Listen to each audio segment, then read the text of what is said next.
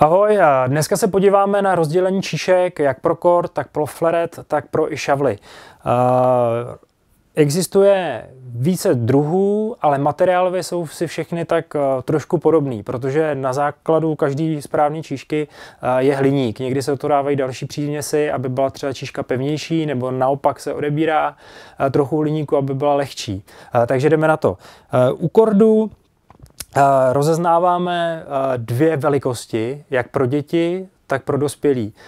Ty velikosti jsou dětská číška je až do mladších žáků včetně a od žáků dál až do starších kategorií jsou dospělé číšky, takže je to jednoduché, dá se to poznat. Dospělým se do té dětské ruky nevejde ruka. Podíváme se spíš na to, co se týče povrchu a úpravy a váhy. Takže můžete si vybrat buď to hliníkovou leštěnou, nebo třeba matnou, která není leštěná a zase na ní nejsou vidět zase až tolik ty různé oděrky a rány. Nebo třeba klidně i nějakou barevnou, udělat si, sladit si ten kord trošku do jiného designu, vybrat si třeba fialovou nebo zlatou, je to na vás. Poslední, která číška tady na mě čeká, tak ta je beznítová, je to titanohliníková, je to asi nejpevnější číška, která vůbec je. Samozřejmě je o trošku dražší než ty ostatní, zase o něco víc vydrží a nemá nýty, takže vlastně to poškození, kde u té číšky, protože furt se do sebe vlastně narážejí, tak se ty nejty pomaličku povolujou a vlastně pak dochází vlastně k poškození té číšky a je potřeba ji vyměnit za novou. To tady odpadá a ta životnost té číšky tím pádem je vyšší.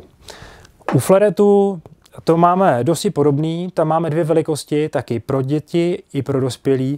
Akorát ve flaretu lze použít jak dětský pro dospělí, tak i dospělí si můžou vzít dětskou číšku. Tam to není omezený, protože vlastně nechrání zásahovou plochu, protože ve flaretu se do ruky nebodá, podá se jenom do vesty.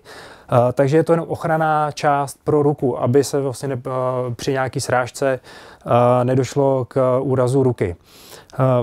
Máme tady číšky zase stejný, můžete si vybrat nějaký barevný, hliníkový, nítový, nebo tady je třeba i ocelová číška, která je opravdu extra pevná.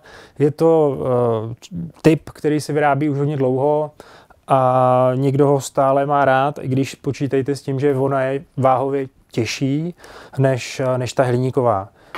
A pak samozřejmě top model je ta titanohliníková. Takže to je takový základní rozdělení pro flaret. A teď se podíváme rychlosti na šavly. V šavly můžete si taky vybrat klidně i barevný nebo klasický číšky. Tady matné číšky nejsou, protože při té výrobě to není zase až tak jednoduchý vyrobit matnou číšku.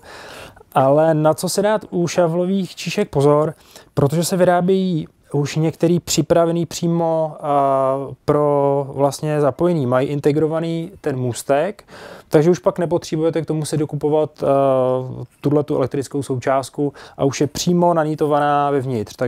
Takže to je asi takový všechno k číškám a posílejte klidně dotazy, co by vás zajímalo, nebo jestli byste chtěli třeba zvážit každou číšku zvlášť a říct vám přímo gramově, jak jsme na tom. Budu se na vás těšit. Ahoj.